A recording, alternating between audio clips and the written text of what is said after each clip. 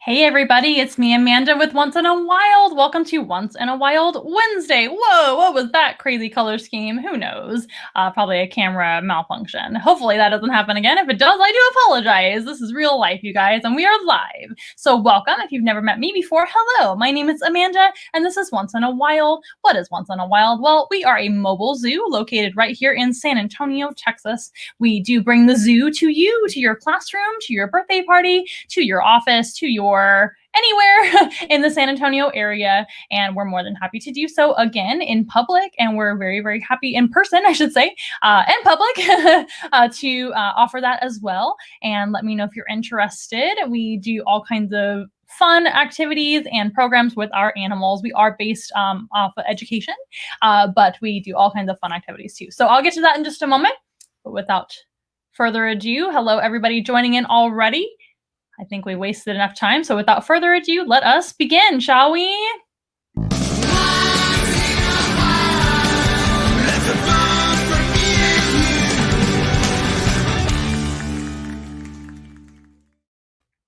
Now, we don't just bring the zoo to you in person. We can also bring the zoo to you virtually as well. Let's go ahead and talk about that before I forget completely, because sometimes I do. We do offer Zoom room animal encounters because that's just how everything is happening nowadays, virtually.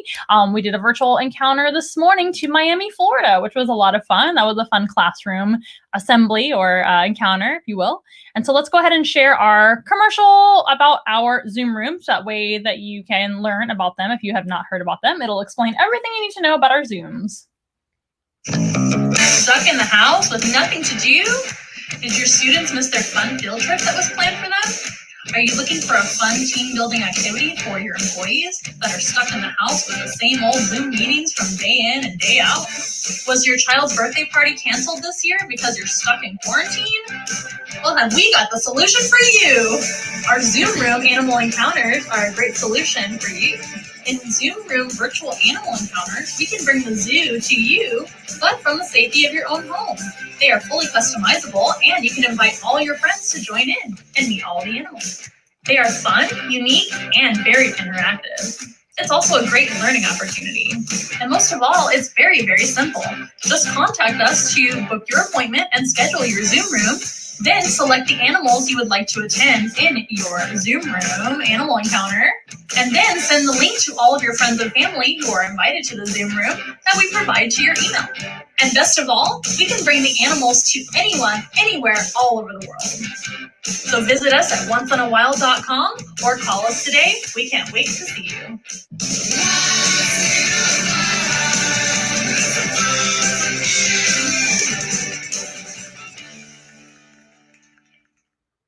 And thank you very much, Past Amanda, for telling us all about Zoom Room Animal Encounters. Those are a lot of fun as well. But we are happy to announce that in the San Antonio, Texas and surrounding areas, we are now in person again, and we're very, very excited. Don't worry, though. We are wearing masks. We are being careful with social distancing and staying clean and all of that. So please let me know if you are interested in a classroom presentation with animal, in a birthday party, or anything of the like, and we will be happy to share that with you and schedule that with you as well. And let you know all the details, of course. Please let us know.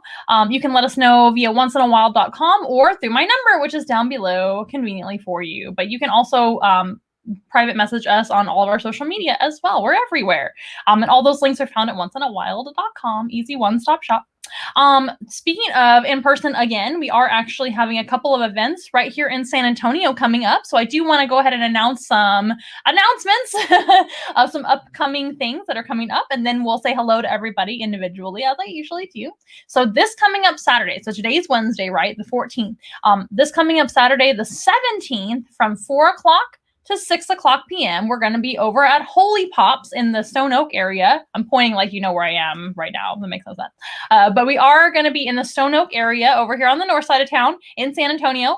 And Holy Pops is a wonderful popsicle place. They specialize in paletas, which is wonderful. And they have all kinds of flavors and fun things to try, ice creams and things. And we're going to be over there with some of our animals, just kind of doing a fun event for everybody to come and join in. It's free. And we're just going to be there for a couple of hours and let you guys enjoy our animals and see them in person and meet me in person if you would like to, which is a lot of fun. We're very, very excited to see people in person again. I just did a classroom presentation not too long ago in person again. So that was really, really fun. So we are offering that once again, being out in real life. It was kind of a really nice break from talking to a camera lens. And I love doing the live streams and the virtual programs. Don't get me wrong. It's also really awesome. I like doing both. But there's something about being in person and feeding off of the audience and getting really cool questions in person. And speaking of questions, this is a question and answer session as always. Please let me know if you have any questions or comments or anything you want to tell me over this live stream. Feel free to type in your questions and concerns and everything, and I'll be sure to answer you. We also have another upcoming weekend event for a Saturday and a Sunday, which is going to be October 24th and 25th here in San Antonio once again.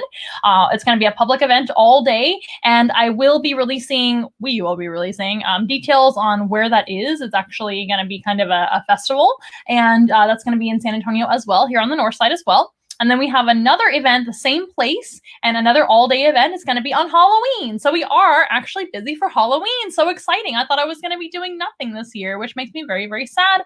Halloween is my favorite day of the year. So I'm very excited to actually have an event to attend and to actually be at with our animals. How very exciting. Very appropriate for once in a while, right? Because we have a lot of creepy crawlies, as you guys know. We've got tarantulas, we've got scorpions, we've got snakes, of course, and all kinds of lizards and things to spook out our guests and also teach them all about how those animals really aren't scary at all. We've even got a ghost, and I'll talk about her in a little bit. That's her name over here. Also, another virtual encounter we're going to be doing this month is going to be on the 30th of October. So the day before our big Halloween event, right, in person here in San Antonio, we're going to be doing a Zoom event, which is going to be another collaboration with Once Upon a Party, which is on the 30th of October. So excited to collaborate with them again. I think we're just going to keep collaborating with them. I'm going to have some friends from Harry Potter come over. We're going to meet Harry, Hermione, and Ron, and they're going to actually be here with me in the studio. Are you excited? We're going to have the real life trio from Harry Potter, and I'm a huge Potterhead, so I'm super, super excited to see them in person and to show them some of our creepy crawly critters for our Halloween collaboration with Once Upon a Party. So be looking out on our social media for all of those events and more coming up, and that's the best way to kind of stay on top of what we're doing, if you will.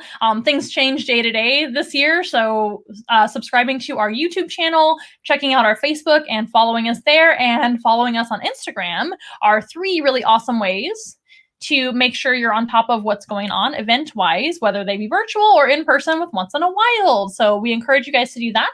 If you need links, they're all at onceinawild.com. Also, onceinawild.com is going through some updates too. So sometimes we'll be posting our events on onceinawild.com as well. So we're working on all of the things and improving all the time. Are you proud of us? I'm proud of us. I think we've done a lot this year, as all of us have. So let me say hi to everybody tuning in so far. Hello, everyone, and thank you for being here. If you've never been here before, hello, my name is Amanda, and this is Once in a Wild. I do have Viviana. Hi, Ricky and Amanda, and everyone watching. Hello, Viviana. Nice to see you again.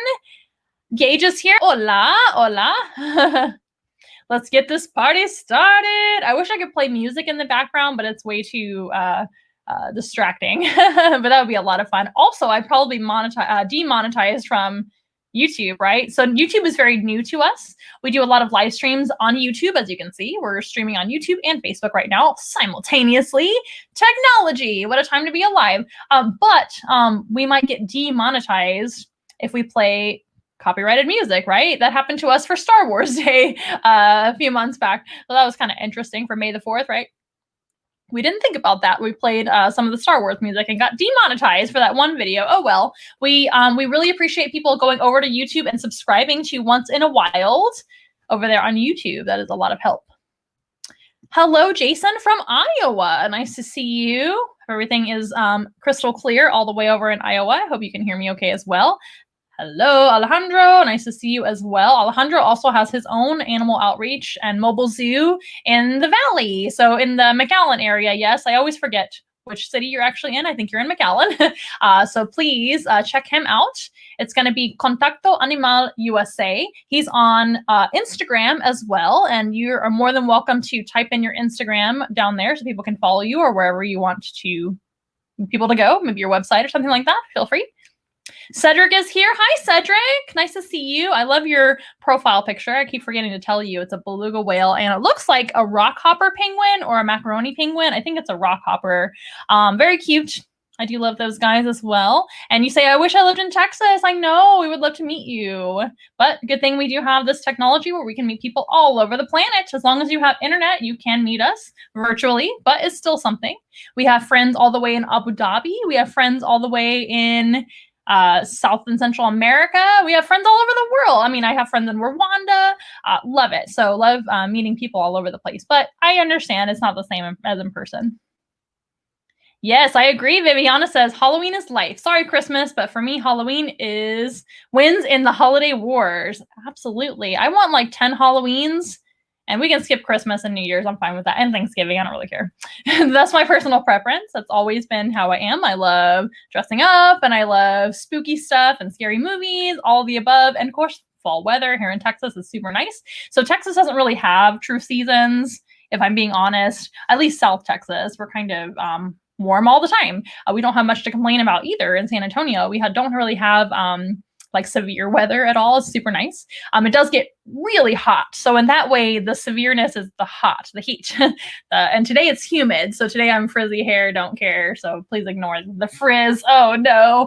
So it's humid sometimes, but usually it's dry and hot. But right now it's fall, and it's like, I don't know, it was like maybe 90 something outside, overnight of 67. So it's super duper mild winters. But in fall in South Texas, my point is that it's super nice time of year. We were able to go out and be outside, and it's so nice. And anyway, I love this time of year, as a lot of us do. Viviana says, when you go to anime conventions and cosplay Halloween is every month. Yes, I really miss events like that. I don't know about you, but we haven't been going to many events this year. Kind of sad, but I'm sure that it'll get better soon. We're all hoping and praying that it'll get better soon, right? Hopefully so. But yes, we do love, as a family, we do love to go cosplay and stuff like that too. So stay tuned for maybe some once in a while cosplay. That'll be fun. Or maybe we'll be at some events in the near future. We'd love to. Anyway, stay tuned to all these events and what's happening with us. Stay tuned for changes and all kinds of fun things coming up. And it'll just have to be a surprise for most of you guys, right? But that just keeps you guys paying attention to what Once in a Wild is doing.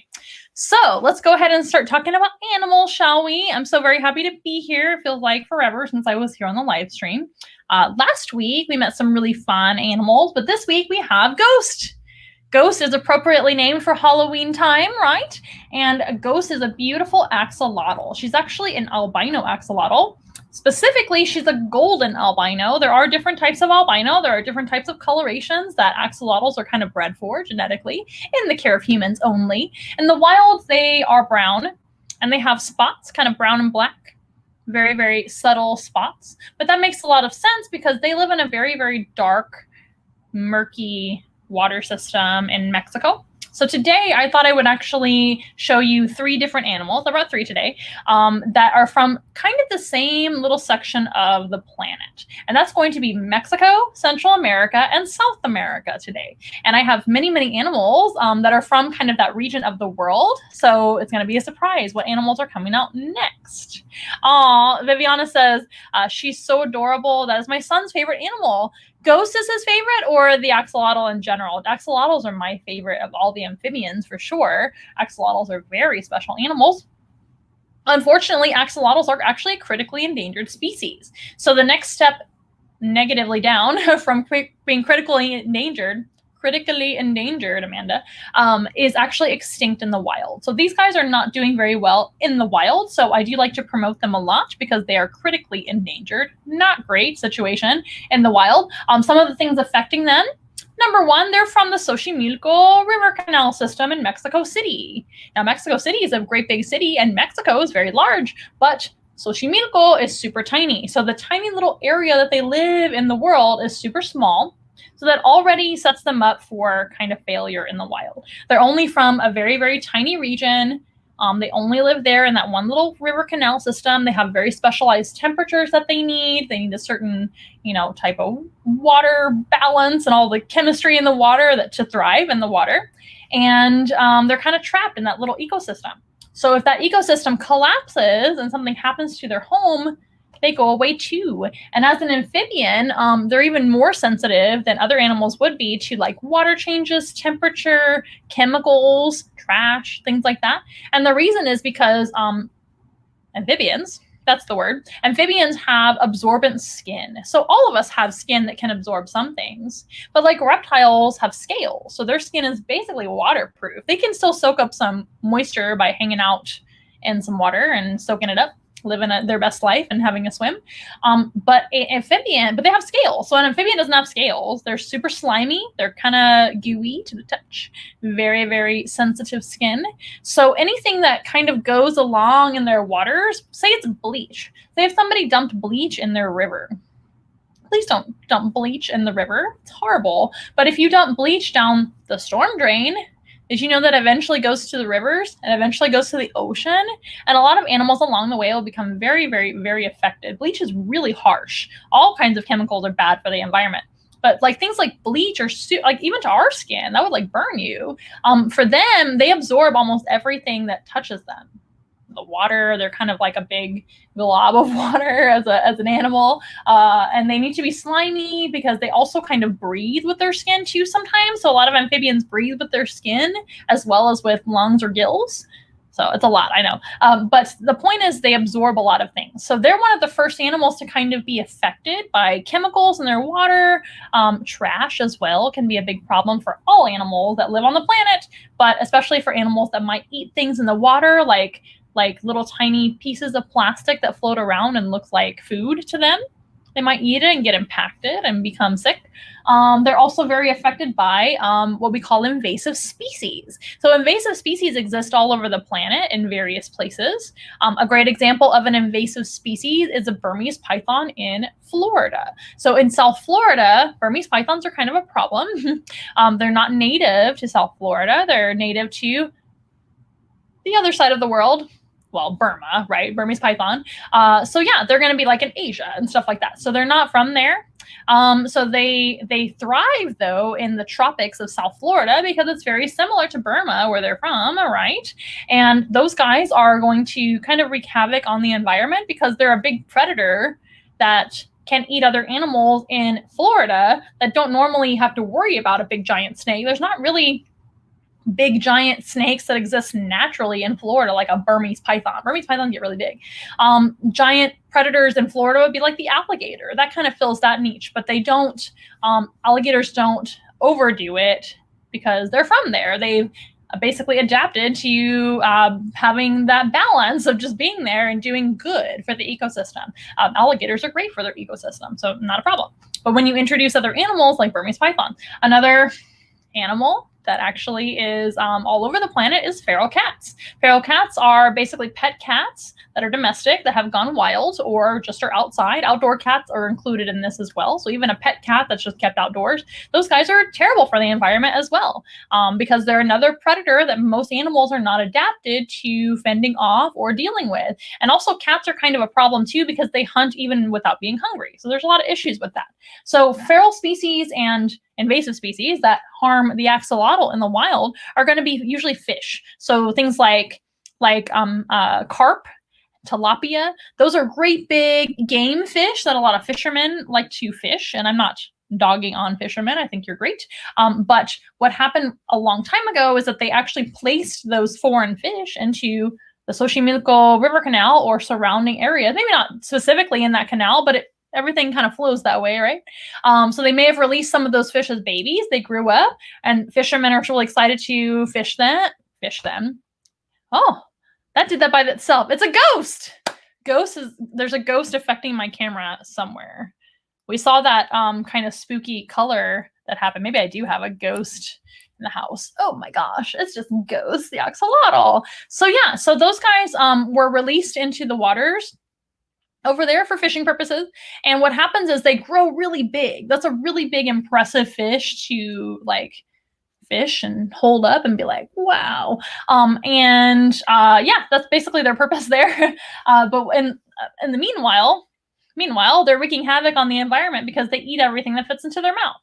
So those fish have a huge mouth that opens up really big. They can eat axolotls.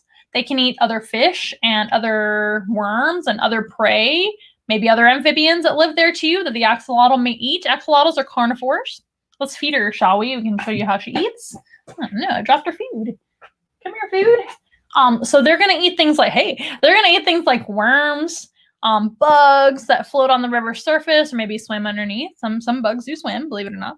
Some nymphs and things like that of bugs will go underwater. They'll eat fish that are small enough to fit in their mouth. She needs to turn around first before I show you how she eats. And anything that they can fit into their mouth, they'll gulp in and try to eat it, just like a fish. So really similarly to that fish that's causing them problems, right?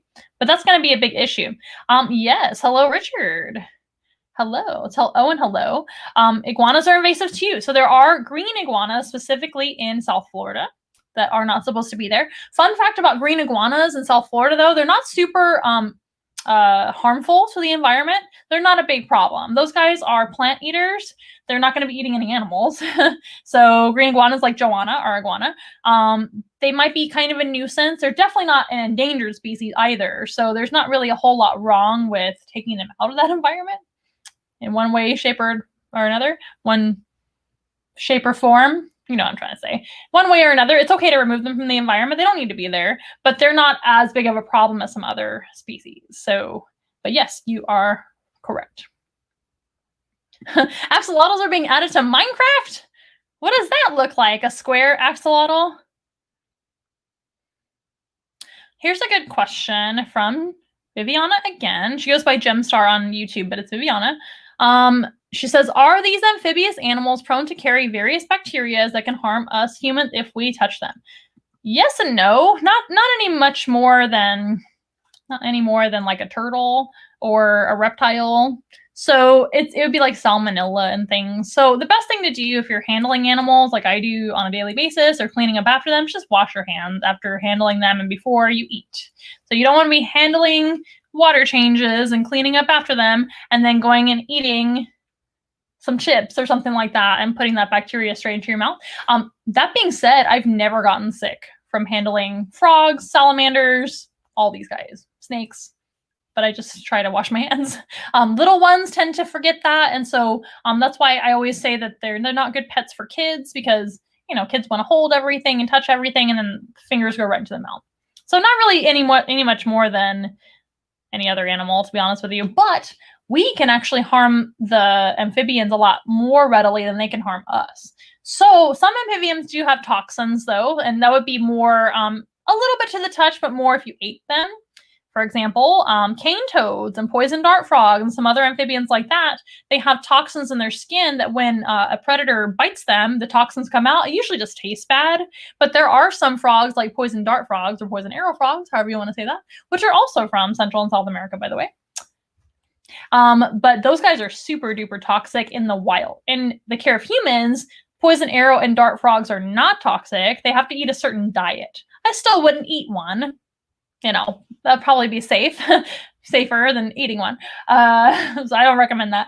So I wouldn't want to test it, but they're okay to like pick up and hold and things like that if you're a keeper taking care of them. However, when it comes to frogs and toads in your backyard and salamanders and things, touching them can harm them because we're kind of oily and greasy as humans. Primates are really nasty. If you know anything about primates, we shower every day. Most of us do, right? Shower every day? You probably should. No judgment, I guess. It's in you know, we're out of quarantine now, aren't we? Are we? I don't know. But you should, you know, be showering at least every other day, right? Because we're gross. We're greasy. We're oily. We have oil on our skin. If we touch an amphibian, we can put that oil on them and they can get sick from us. So that's actually a lot more likely than you getting sick from them, unless you're just straight up eating them, which, you know, some people and animals do eat frogs of certain kinds. So it just kind of depends. That is a good question. Let's see. Oh, axolotls in general are your son's favorite. Axolotl in general, but he enjoys seeing when you bring Ghost online. Yes, Ghost is everybody's favorite axolotl. She's mine anyway. You hear iguanas taste good? Yes, iguanas are actually fairly edible and a good food source for either Floridians or whoever visiting. Yeah, they're total prey animals. I wouldn't eat an iguana because I love iguanas. I mean, I guess I would if I was starving or something like that. I'm definitely not a vegetarian, so I do eat meat. But I would feel bad about eating an iguana because I love iguanas. However, super duper true. They are total prey animals. That's what they are in the wild too.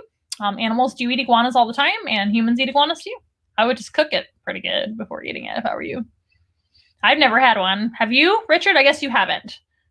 And you're welcome, Viviana. I always try to answer y'all's questions. Okay, I think Ghost needs to turn around. Turn around, little girl. I'm just gonna gently nudge her around so you can see. Would you like a worm? Yes, you would. I knew it. So worms are Ghost's favorite snack. Kind of like Halloween candy for her, right? So I brought her some worms. So in nature, they're going to eat worms, like I said, fish, insects that they find that have ventured underwater or maybe live underwater. All kinds of things. They're even cannibalistic sometimes. They're definitely an opportunistic cannibal sometimes. So that means that if a smaller axolotl comes by and the bigger axolotl is hungry, oh well, it's going to be time for that bigger axolotl to eat. That's just the way it is. They're more kind of just reactive to a potential meal because they don't know when they're going to get their next meal. So they're going to go ahead and take that opportunity to eat until they're full, I guess. Then they would stop eating. I've never seen her refuse a meal, really.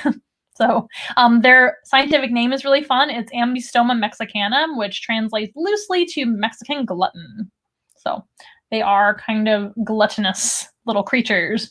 Again, they don't have this coloration in the wild. Her name is Ghost, though, because she looks like a little floating Casper underwater. And Richard says, nope, he has not had iguanas. Yeah. So these guys do need a lot of help in the wild, and all amphibians do. Amphibians across the globe aren't doing the best. There are some invasive amphibians. Did you know that? So we're talking about invasive species, I guess, today. So the cane toad is a great big, giant, enormous toad. It's also known as the marine toad. It's the same species. And those guys are invasive to Australia and maybe other areas. I don't know.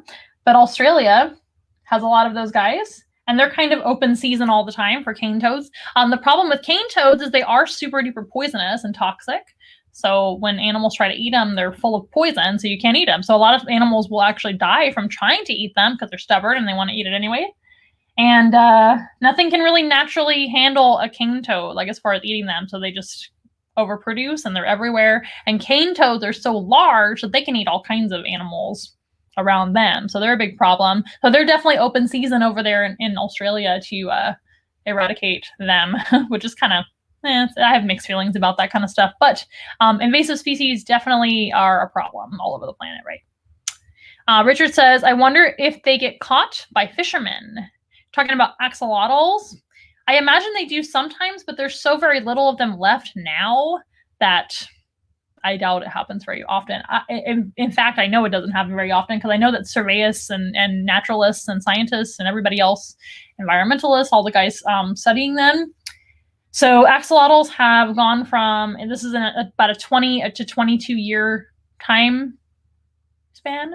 Axolotls have gone from about 6,000 per square kilometer to about 35 per square kilometer in less than 20 years.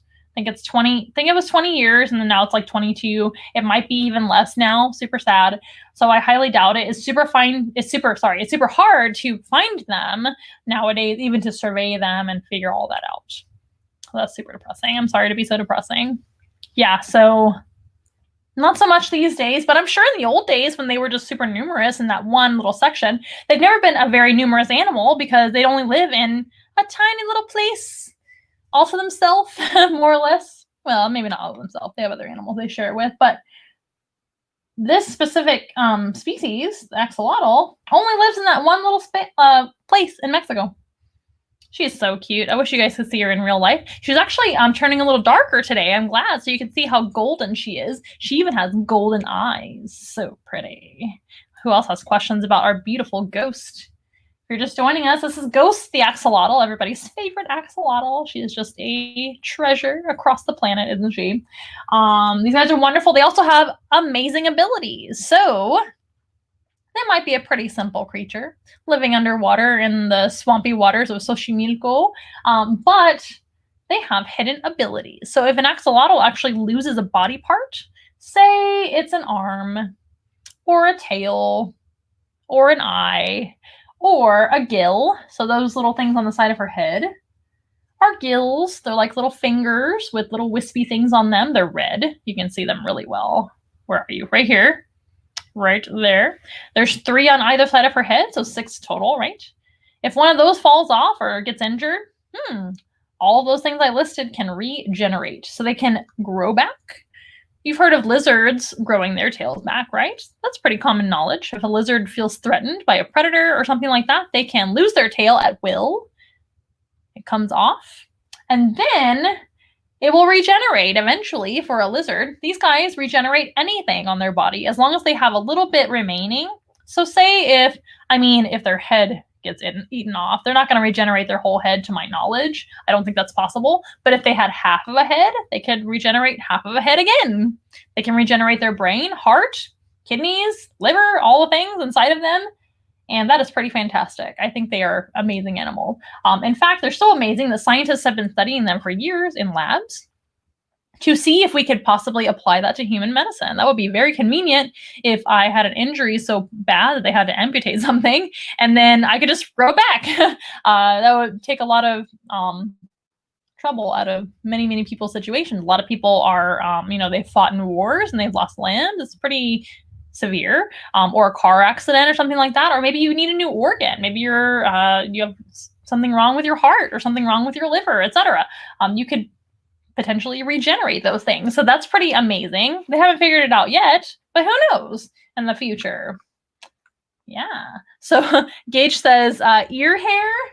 So they're actually more like lungs to them. So I know they don't look like gills, but that is a cute analogy.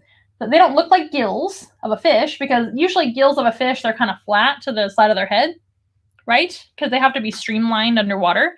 But inside of a fish's gills, they do have similar kind of properties that these axolotls have. They're just kind of more streamlined and sit still.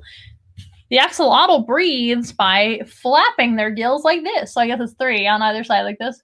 So when they're breathing, they're actually going to be moving their gills. And since her gills are red right now, you know that she's been actively breathing underwater. That tells you that they're oxygenated. Oxygenated? I think that's the word. Correct me if I'm wrong. But they have oxygen inside of them, so that those little kind of fronds, the wispy things that look like hair on the sides of her gills, like kind of on there, they're red right now, like I said. So she's been breathing lately and active. If she were to kind of just rest and be resting in the corner and not moving, those gills would actually change the same exact color as her body. So they would just be gold as well. That happens often with her. Isn't that cool? So the oxygen in the gills turn them red. I find that fascinating. Yeah. So again, a fantastic animal. It's a shame that they are basically going extinct in front of our eyes. Luckily, though, axolotls breed really well in the care of humans. In fact, they can have anywhere from 200 to 1,000 babies every time they have children. That's a lot of children.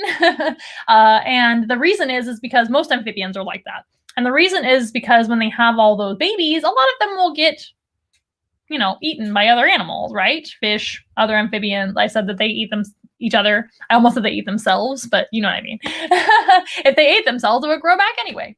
And but they're going to basically be very, very vulnerable to predators. That's why they have so many babies, to have insurance on how many will survive. So because of that, in the care of humans, we can actually regulate that a lot, because we don't have any predators in the care of humans, right? That wouldn't be very responsible as a keeper or an aquarist or wherever you're a scientist.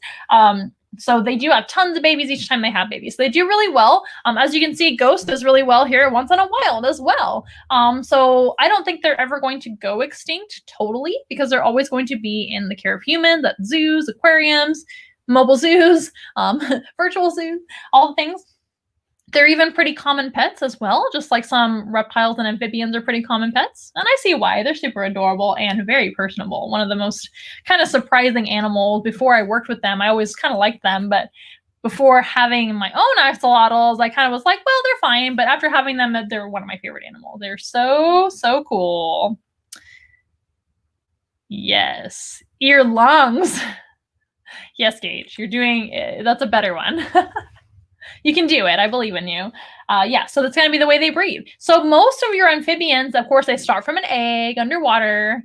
If they're fertilized, they hatch out into a tadpole. And then eventually they grow little legs. And eventually most amphibians, well, if it's like a frog, it's going to lose its tail. And they're going to get long, crazy jumping legs. And they can come up on dry land from time to time, right? That's most amphibians. If you're a salamander, you keep your tail, but you can come on dry land as well. Axolotls, they don't do that. They stay like this all the time. They're basically big babies. So they're going to basically just grow in size, but they don't ever metamorphosize into an adult phase animal, if you know what I mean. Now, it does happen on occasion, but it's super duper rare. A lot of people do ask me this. Does an axolotl ever metamorphosize into its adult phase? Yes, it does happen under extreme stress. So if there's extreme temperature change and it's too hot for them, by the way, these guys prefer cold temperatures. So if it's too hot for them, their body could stress enough to say, hey, you need to get out of the water. So you need to turn into an animal that can breathe on land. So that can happen. Pretty amazing. And also, if there's some kind of toxicity in the water, like I talked about, that can happen as well. But it is pretty rare. And the sad thing about that is once they do metamorphosize, I've been told they don't live very long after that. So the axolotl is designed to just stay in this state their whole adult life. And at this stage, in this size, she's about 5 now, I think. Yeah, 4 or 5 years old. Love her. And she could live to be into her 20s. So that's a very old axolotl. I was told there was one that was like pushing 26, and that's pretty old. I hope to have ghosts for 26 years. I would love that. I had her from a teeny tiny little baby axolotl. But yeah, so fantastic animals, aren't they?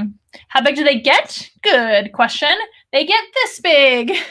She's about as big as they get, although like all cold-blooded animals, to my knowledge, continuously grow as long as they're alive. I could be wrong. There could be some that don't continuously grow. But these guys, most amphibians, most reptiles, they do kind of grow little by little as long as they're alive. They just don't live forever, right? So they're going to stop growing at some point. And their growth does slow a lot, though, once they reach maturity. So she's a mature female. And they get about this big. So this-ish big. I don't know how long that is. I haven't ever measured. Maybe I should. I would say she's around 8 to 10 inches long. From the tip of her nose to the tip of her tail all the way down. Yeah, they're pretty big for a salamander. They're awesome. They're my favorite salamanders. Okay, guys, you guys have been fantastic so far. Thank you for all your questions and comments. We love seeing all of our followers, friends, and family on here on the show as always. I'm going to restart my camera's timer, and then we're going to move on from Mexico to Central America. And we're actually going to travel all the way to the Antilles Islands. And we're going to meet a super duper cool animal that only lives in the Antilles Islands, although there are subspecies of this type of animal all over Central America and South America too. And there are many of this type of animal as well, just to confuse you further. Sorry to shake it around there. All over the planet. And that, of course, is tarantulas. You guys love tarantulas, right? It's Tiptoes, the tarantula. She's coming to visit today. Tiptoes, the Antilles pink-toe tarantula, found in the Antilles Islands in the Greater Antilles. Pretty amazing. They're also only found in one kind of small area of the world too. Her and Ghost have that in common as far as they're kind of like living in a tiny area of the world. Although there are many other kinds of pink-toe tarantulas all over Central and South America as well, and all kinds of tarantulas all over the planet, including Central and South America. So this type of tarantula is arboreal. So we just met an aquatic species, right? Of course, Ghost is aquatic, living underwater all the time. This animal is arboreal, so they live up in the trees most of the time. They can come down to the ground if they absolutely have to and skitter across the ground and run away for safety purposes. They're trying to get away from something dangerous or whatever, but they're really not going to prefer coming down to the ground because that's going to make them vulnerable to predators. So they are a climbing tarantula, my favorite. Love when spiders can climb because they're super cool to look at climbing on my hand and stuff. Very easy to handle. I don't have to worry about dropping them usually or anything. These guys are pretty tough for tarantulas. So that's just my personal preference. I also think they're absolutely gorgeous.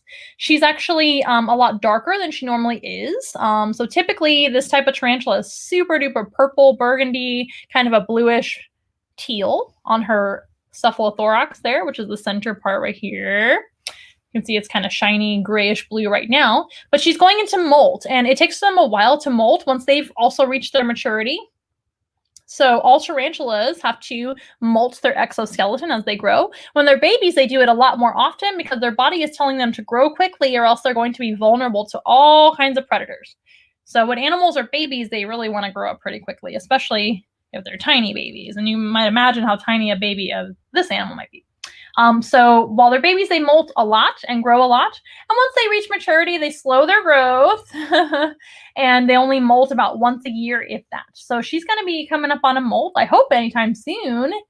She's just going to be so drop dead gorgeous when that happens, and maybe even grow a little bit more, obviously, right? That'll be exciting. They call them the pink toe tarantula because especially from the side, if you can see, they're super duper tiny, but you can see her little toes are kind of, they look like dipped in pink. They're really obvious when they are babies that they're pink.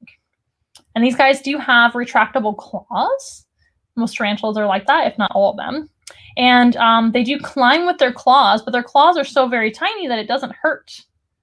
It doesn't hurt my hand at all. It just kind of feels like something there, but not much. They're super good at climbing. Love it. But they do have retractable claws. 2 claws on each little toe. So cute. Okay, let's, do they not count those front appendages as legs? Good question. So spiders have 8 legs and 2 arm-like appendages. So technically they have 2 arms and 8 legs. So no, they don't really count as legs. They count as more like arms. So those are actually pedipalps. That's the proper word for their 2 little arms. Pedipalps are actually more connected to kind of where their mouth is, like kind of on, if they were on us, they would be like here on the corners of your mouth, coming out like this. But they do use them as more like arms. Arms, legs. You can see her kind of even crawling a little bit with her arm-like appendages called pedipalps, right? So those are not her legs. So yeah, they actually have 10 limbs, not 8 limbs like most people think. And you can probably see, to me, what looks like her mustache in the front. So in between her 2 little arms there, she's got kind of a split down the face here and kind of like a little mustache. That's actually her chelicerae, which is where her venom is stored. All of your tarantula species have venom, and they use their venom to pre-digest their food. And what is their food? It's usually going to be things like bugs. So roaches, crickets, flies, all kinds of delicious bugs to them. And they're going to basically bite with their fangs. They do have 2 fangs. Their fangs are tucked away. When not in use, they usually just tuck them away like this. If you're familiar with vipers, like rattlesnakes, they do the same thing inside of their mouth. They'll tuck away their fangs inside of their mouth. But this animal doesn't really have a mouth, so they just tuck them away under their chin. I wonder if you can see her fangs. It's hard to show you on such a tiny tarantula. On Blondie, our bigger tarantula, it's easier to see. Oh, you can kind of see them there, a little glimpse. They're 2 pretty large black fangs, and they're just tucked away ever so nicely underneath while she moves around. She doesn't need them right now, so they're tucked away. Oh, you can see them a little bit there. Pretty neat. But the chelicerae, which is like her mustache-looking thing in the front of her face, that's where the venom is stored, kind of like venom glands, right?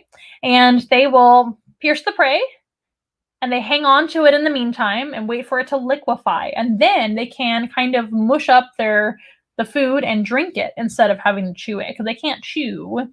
They just kind of have a sucker mouth.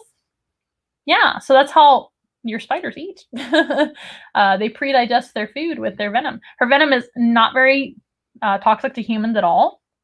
If I was a bug, I'd have something to worry about, but I'm not. So I'm not worried at all. This is also not an aggressive species. They would rather either throw their hairs sometimes. They're not super well known for that. She could fling hairs at me. I've never seen her do that. The species, I've really never seen it on this species at all. I've seen it on more of your larger body tarantulas, like rose hares and red knees and Arizona blondes, like Blondie, our other tarantula that we have, or one of our other tarantulas. So not super prone to that. They'll poop on you, though. They'll kind of use their projectile poop to deter predators, which is kind of a surprise to the eye sometimes. It's happened to me. Actually, on the show one time, too. I don't know if anybody noticed. I kind of played it off like, oh, nothing happened. But they can projectile poop, and that can go into a predator's eyes and kind of deter them. It doesn't really hurt or anything like that. It's just gross. And then they can crawl away and get away quickly. This is a very fast tarantula when they want to be. See if we can show you how fast she can move. I don't want to spook her too much, but they can move in pretty fast little bursts, quick little bursts to get away from predators. Fast moving spider. Yeah, but they would rather use their hair or their projectile poop than biting. They're not really a bitey tarantula when it comes to being a human. They definitely bite their food. She's a great eater. She does attack her food readily when provided. Tiptoes. Yes, it's tiptoes. Food shovels. Yeah. Those pedipalps are kind of like little food shovels. So pedipalps on like a scorpion are their claws. That is a scorpion's pedipalp. So that's their arm-like appendages. They have huge arms, right? Like and big claws. Spiders usually have smaller pedipalps. Small and mighty, though, they can actually use to kind of shovel down and bite their food and then drink it. They look like ballerina shoes. I agree. She is just so cute. Absolutely. Their hair can be, like I said, thrown into the air as well. Again, I've never seen her do that. But what they would do if they felt super threatened is kind of rub with one of their back legs. They can rub against their abdomen, and that causes like hair to fly into the air and go right into the eyes of the enemy. And if you've ever had like an eyelash in your eye, it feels awful. Imagine 100 or 200 or 300 eyelashes going into the eye, and they're just smaller, right? Super irritating and can actually potentially do damage to your eyes. So when you work with a lot of tarantulas, you really want to be careful of that. I know people that wear goggles and sunglasses when they work with their kind of feisty, moody tarantulas that they own and work with. But she'd never done that to me. I'm always really careful, though.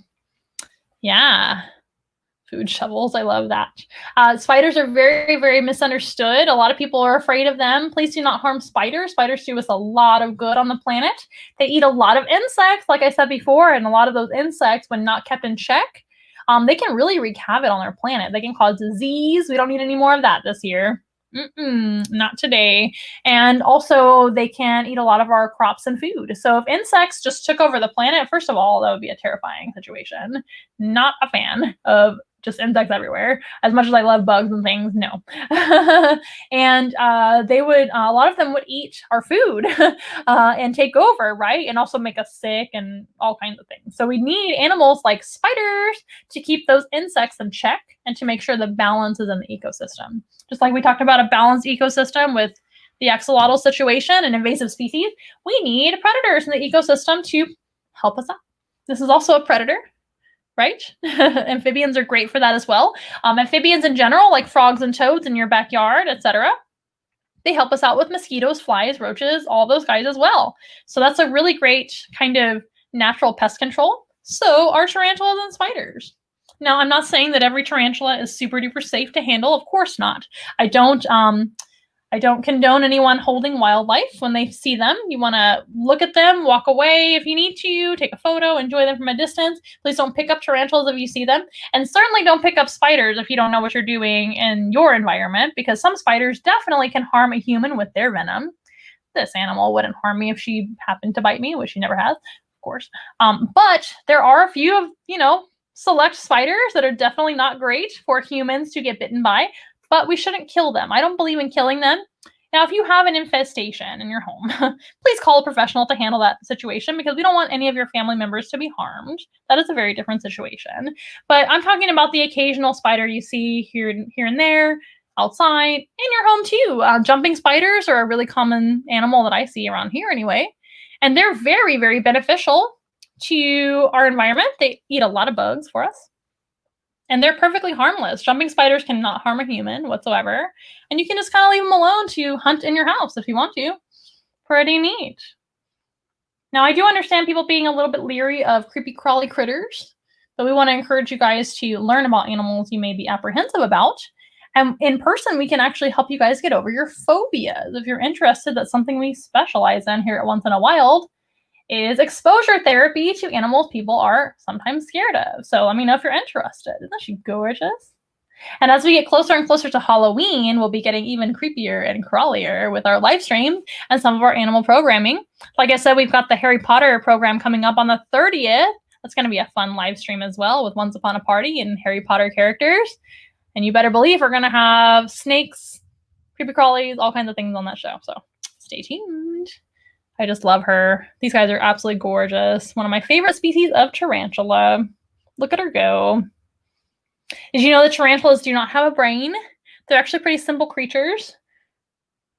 A lot of people tell me they can't learn, but I think they can adapt to being handled and things and learn that way. But they have what we call ganglia, which is a system of nerves inside of their body, inside of their body instead of a brain. They don't have traditional brains, not at all. So interesting. Very simple animals, but we love them anyway. They also have, forgot to mention, so 8 legs, 2 arm-like appendages called pedipalps, and then we have chelicerae, which is where the fangs are, where the venom is stored, I should say. Let's come back to me. Where the venom is stored. And then they do have 2 spinnerets in the rear end. So first of all, she's got 2 body parts called the cephalothorax, which is kind of the bluish, greenish, grayish coloration here, depending on what you're seeing. And the abdomen, which is that burgundy section, of course, and the same color as her legs. Cephalothorax is kind of like the head and midsection combined, and then the abdomen. And on the back there, stay still, on the back there, she's got 2 little finger-like projections called spinnerets. And I bet you can guess what the spinnerets do. They spin web. So this type of tarantula and most types of tarantulas do make webbing. The webbing they make looks more like cobwebbing, like for Halloween. And this type of tarantula, since they climb trees, a lot of times they will make little hammocks in the trees, and they will rest in their little hammock, which is so cute. See the little spinnerets? You can see them there really well. 2 little finger-like things on the bum. She's like, stop looking at my bum, but it's beautiful. Yes, so they will make little webbing hammocks to rest in and live in. And they might even make like kind of an elaborate situation to kind of tunnel into their webbing and protect them. Their webbing serves 2 purposes. It's going to be like comfort, home, laying around somewhere to be, right, and protection. And it's also going to actually let them know what's going on. So a spider's main sense is not going to be sight. They do have 8 eyes, usually. Some spiders have less than 8 eyes. This type of tarantula has 8 eyes. They're actually located right on the top of her head there. Or should I say cephalothorax? They're right here. Oh my gosh, where's my focal point? Focus, focus. So they're kind of in a little cluster there. It's really hard to see because she's so small. But they are in like kind of a little cluster on top of her cephalothorax there in the center. She's got 8 eyes that can kind of see all the way around, but they don't see very well. They have shadows. I should say they see shadows. They have shadows too. She has a shadow. Everything does. But she, unless you're see-through, I guess, or a vampire. Whoa, did y'all see the projectile poop? I think she just had to go. I imagine she doesn't feel threatened. She seems pretty relaxed. That was a close one. It almost hit me. It went that way. Did y'all see it? I hope you did. I'm going to try to slow-mo that later, maybe for a TikTok or something. That'd be fun. We're on TikTok at Once in a Wild Zoo, by the way. If you want to follow us over there. A lot of fun videos over there. Like that. What an opportunity. What was I talking about? They have 8 eyes. Their eyes see shadows and movement pretty well, but that's about it. No color, not much at all. So, but how they view the world is going to be through their sense of touch. They can feel vibrations really, really well with all of that hair all over their body. Their hair is kind of like whiskers for them, like a cat's whiskers or a dog's whiskers, or all kinds of animals have whiskers, right? We're familiar with that. Oh, it's a good view of her fangs, if you guys can see. Can you see her fangs? I hope you can. There's a good view of the front of her. But they're covered in hair, right? So that helps them to feel vibrations all around them, whether they be airborne vibrations, maybe a moth flying overhead, and she says, delicious moth, thank you very much, and eat it. Or it could tell her with the webbing, if she's sitting on her web and she feels vibrations on the web and all the the hairs start telling her that something is wrong, she can feel danger.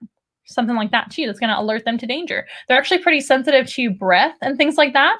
A lot of tarantulas are like that. They don't like when I breathe on them or anyone, not just me. Morning breath, but it kind of startles them. Oh, human breath, gross. It startles them because of the movement, not the smell. I'm just joking. But that is going to be their main sense, is their sense of touch. It's how they kind of view the world, if you will. Neat. Animals are very different than us. That doesn't mean that they should be feared or killed just because being different, right? They're just very different. Oh, Yvette. Hello, Yvette. Yvette says, I was honored to have a little buddy, a jumping spider, grace my doorway. I called it Dory. Like door? That's so cute. I love that. Jumping spiders are very beneficial and absolutely harmless to humans and adorable at that. Good job loving on that jumping spider Dory. Super cute. I love them. Jumping spiders actually do have learning abilities, and I don't know how. I'm definitely not a jumping spider expert whatsoever. There's much to learn. That's what I love about my job. We're always learning things all the time. But I do know that they can actually learn different hunting tactics and kind of figure out where things are and where their prey is going. And they do have much better vision than most spiders, like tarantulas. So they're very different. So they don't count with a lot of the things I'm saying. They do have hair all over their bodies. So they do feel vibrations, but they are a much different animal. Maybe I'll do a jumping spider presentation sometime, learn some more about them and tell you guys all about it. But okay, you did a great job, Tiptoes. Thank you for projectile pooping on camera. That was actually pretty neat. Thank you for missing my face. I don't know if that was on purpose or not, or if you were trying to aim. Who knows? I can't ask her and she won't tell me. Okay, so goodbye, Tiptoes. You did fantastic. We're going to let you rest and let my hand rest from holding my hand up forever. But again, another animal from Central America, although Mexico isn't Central America, right? But Mexico, Central America, and we're going down to South America a little bit. But I thought we'd say in the same kind of tropical region of the world. Now, I say tropical, but remember, the axolotl is from a pretty cold place in Mexico City. The river canals there are actually pretty cold, so they prefer cooler temperatures. I am going to restart this again, you guys. You get a nice close-up view of my shirt for just a half a second.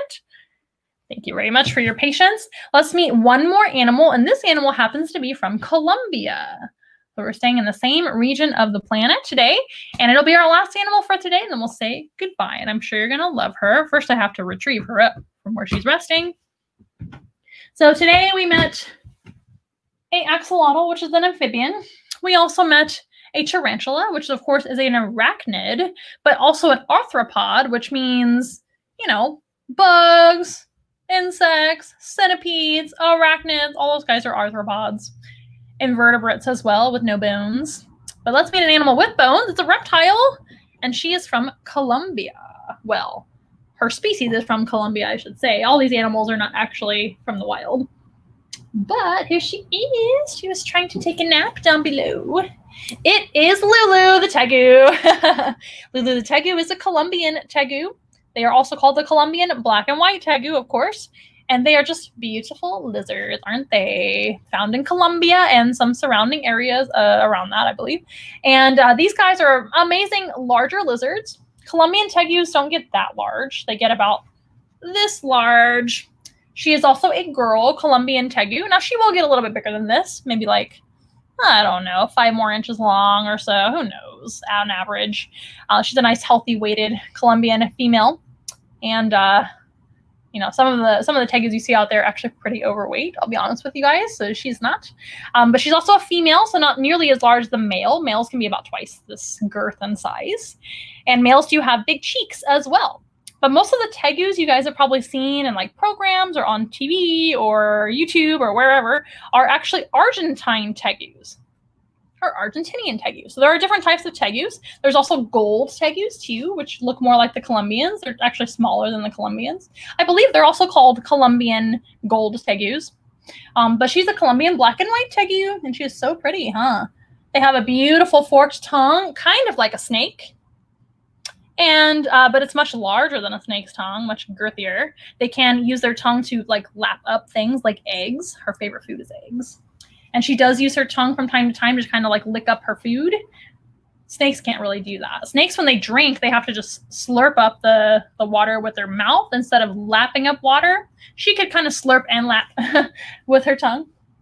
But that tongue is large and it is forked, kind of like a monitor lizard's tongue. They do use their tongue to smell as well, just like a snake does. You need to settle down. She is being quite wiggly. I think I woke her up and she's like, why? But we're going to let her settle down. These tegus are extremely intelligent and they're very, very trainable. So we like to just kind of train her, if you will, to be still. I'm not restraining her in any way, but I'm holding her in a position to where she feels like she's walking. I'll show her in just a minute, you guys. She's just gonna, typically they do this for a couple of seconds and they stop. Kind of like a kid. They throw a little tantrum and then they're done. You cannot get down and run around in the studio. That's not really allowed. But if I set her down at this point, she's going to learn that she can get away with that, right? That's animal training. But at the same time, we're going to reward her at the end. We can either reward her with a snack, but it's going to be bedtime by then. So we'll reward her by putting her away in her home so she can go to sleep. Okay, Lulu, everybody wants to meet you. So you don't have to be so cranky. She's not usually like this, you guys. She's actually a pretty good girl. She's come a long way with her training, though, overall, because she was actually a rescue animal. So this type of lizard is not found in the United States, but she was found in Dallas. She was found in a neighborhood in Dallas. And, well, it was actually a little bit north of Dallas, I think. I can't remember exactly where, but it was in the DFW area in Dallas. There she is. Settled down finally. And running around amok in a neighborhood, which they don't belong in neighborhoods and they don't belong in Dallas. So animal control actually caught her up. And they needed a home for her. So we happily took her in a few years back. She was much smaller than this. She's grown quite a bit and thrived here in our care. She also did lose her tail. You can see the white part of her tail there really well, actually. Bam. We talked about the axolotl being able to regenerate limbs and gills and organs and tails. This type of lizard can only do that with their tail. It takes a long time for this lizard to regenerate the tail like that. And usually it grows back kind of in a different appearance than the rest of their tail. You can see the rest of her tail, a good view of my arm. The rest of her tail is kind of black and white and mottled like the rest of her body, kind of spotted, right? But that tail has grown back solid white.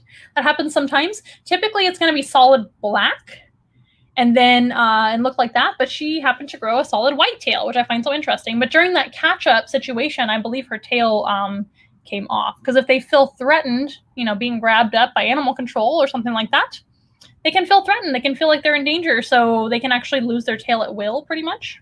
So, and I wasn't there during the catch-up. I'm sure it wasn't their fault. I'm sure they didn't do it on purpose. I don't think they grabbed her by the tail or anything like that. I think she was grabbed with a net.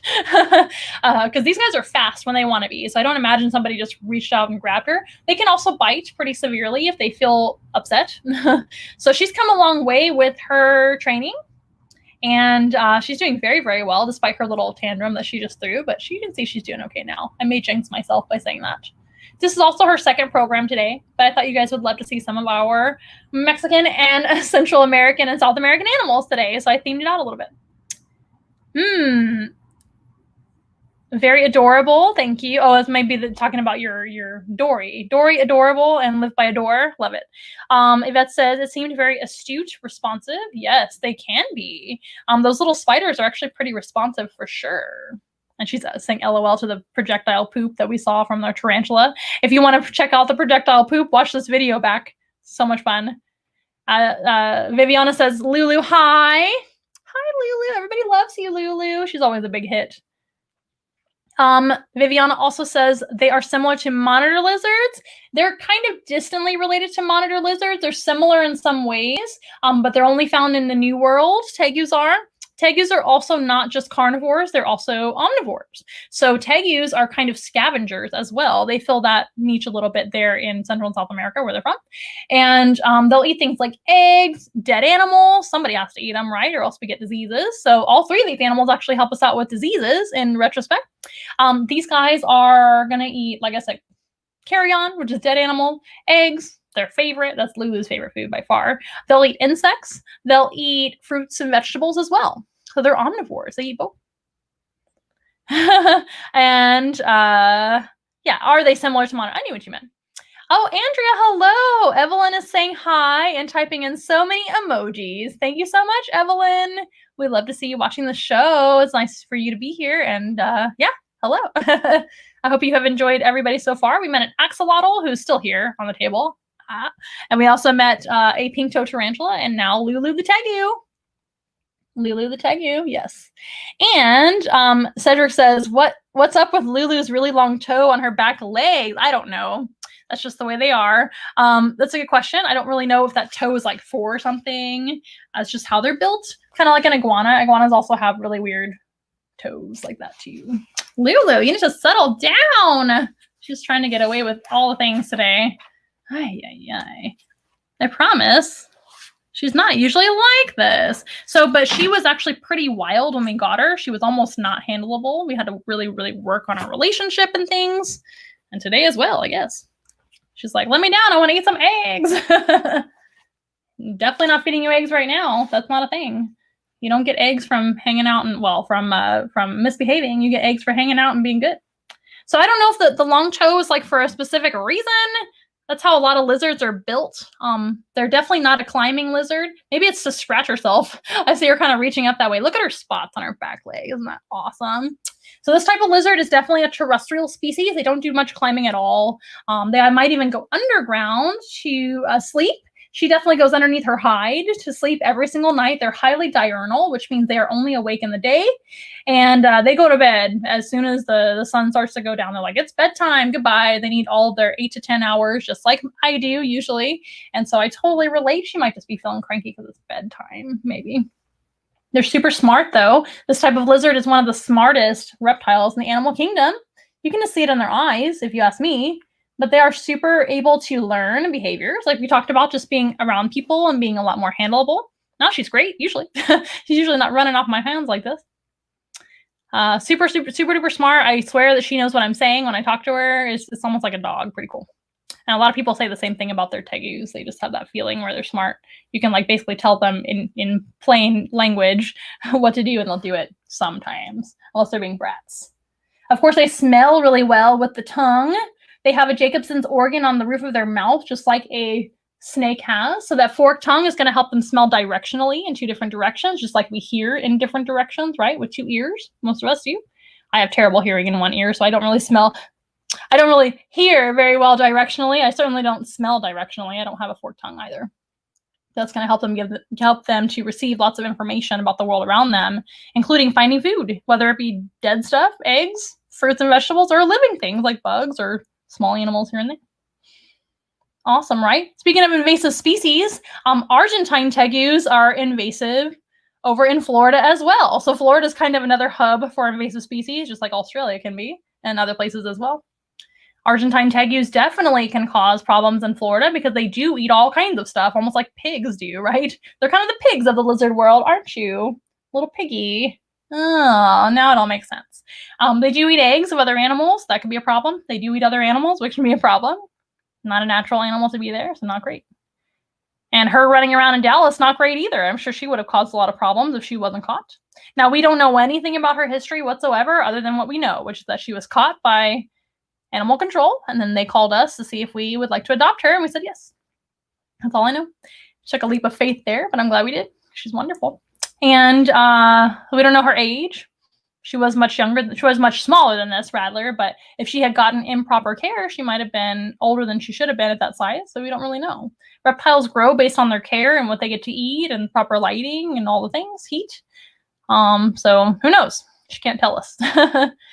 Cedric says, clever girl. Yes, just like Jurassic Park. Let's do the Jurassic Park. Clever girl. I won't let her eat me, though. She's definitely not a velociraptor. These guys do not hunt in packs or anything like that. They're not very social in general, to my knowledge. I don't believe they are.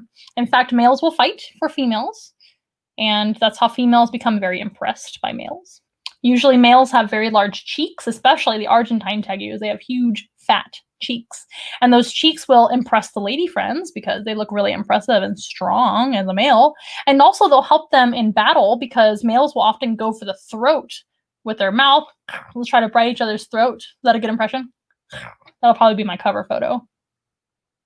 YouTube tends to select funny photos for our cover photo for the YouTube video. That's what I mean. Anyway, but male tegus will kind of battle that way by biting each other's throats, and having a big fat throat is going to help you get less injured, if you will, because your actual throat or windpipe will not be injured in the process, maybe just some muscle. So the bigger the throat, the more likely he's going to survive a fight, and the more attractive he is to the lady friends. So that's going to be only on the males. Females do not have big cheeks. As you can see, she just has a nice little petite chin and no fat deposits on her cheeks at all. Oh my goodness. Have you just had enough? I think she's ready to go to bed, you guys. Thanks for being so patient with our animals. Sometimes animals just don't want to do things, and that's okay. Sometimes I don't want to do things either. Tomorrow, I'm probably going to sleep in because it's one of my only chances to sleep in a long time. So I'm probably going to do that. As soon as she stops wiggling, maybe I'll let you see how I train her. So I'm basically letting her kind of walk on my hands, and she sees her container down there, and she's just ready to get down. She also sees the floor. But I'm not going to let her go until she calms down, because she's going to make this into a habit. And then she's going to be almost impossible to hold for program. And that's just the way it is. So by teaching her that when she's calm, then she can get down. Oh, that's very good. So now she's calm on her own. I'm not restraining her in any way. I'm just having her walk on my hands like a treadmill. And now she gets to go down because she was very good just then. And that's how you do it. And over time, with working with her for a few years, she really, really has improved. But they're also very smart. It didn't take a ton of work, to be honest with you. It just takes a lot of consistency. But even lizards and all kinds of reptiles can be trained as well. Even Ghost the Axolotl has a little bit of training, because she knows that when she comes on the program and she sees this, and she's just in here in general, I know she knows this. She's always staring at me like this when I come in here, especially when I'm setting up before I even come on the live with you guys. She's like, okay, where are the treats? I know what happens. So any animal can be trained. Tarantulas can be trained as well, even though they don't have a brain. Here, Ghost. Oh, you missed. You may be trainable, but you're also not the most graceful. There you go. There's an extra one for you too. You can, oh, that was cool. She had one worm that she grabbed. I had two. She grabbed one and took it, and then the other one just kind of went in when she gulped the other one in. That was awesome. Well, I think that's a great place to stop for today. I hope you guys have enjoyed our program. We do offer these live streams every single Wednesday night at 6:30 p.m. Central Time. So wherever in the world you may be, it may be a different time, of course. But 6:30 Central every single Wednesday for free. If you guys do desire, though, we do have tipping capabilities. You guys have tipping capabilities to give to us, I should say, and donation capabilities as well. All of those are Venmo, Cash App, as well as PayPal too. We do include PayPal as well. They're all the same handle, which is Once in a Wild. Very easy. And we also do have our Amazon wish list, which is on our website. If you go to onceinawild.com, scroll all the way to the bottom, and you'll see that button that says donate to Amazon. And we also have all those links in the description box down below on Facebook or YouTube, no matter where you're watching today. So that's very, very convenient for you. No excuses. Every little bit helps, you guys. And a great free way you can help us out is by going and subscribing to our YouTube channel. Share our YouTube channel with all the animal lovers and all the kiddos out there. We're great for classrooms. We're very educational. We've got all kinds of videos on there. We're trying to get more subscribers, though, on YouTube, because that's super important for a small business to, earn all the subscribers that they can. I know it seems silly and it seems almost selfish, but it's really not. I'm not trying to be famous or anything like that. It's just important for our business that we reach as many people as possible. Thank you to everybody that's already subscribing. I'm looking at you, Viviana, and all the people connected to you. Fantastic. And thank you for following us on Instagram as well as Facebook. All the links are also down in the description below. Well, we hope to see you guys for our October happenings coming up. Please stay tuned to all of our social media to find out when all of that is happening and where it's going to be happening. And we also do have that one virtual collaboration, at least, coming up on the 30th of October, which will be in the evening time sometime. I think it'll be around 6 as well, maybe 6:30. Time is to be determined, but I'm sure it'll be around that time with our Harry Potter friends. So we'd love to see you for that. And we'd love to see you next week here at Once in a Wild, you guys. We'll see you next time. We are nothing close to ordinary, but we love to be your friend. Hold our hands and let's have fun together, singing as loud as you can. Everybody singing Once in a While. Together. Once in a while. I want to hear you say Once in a while. And that's the fun.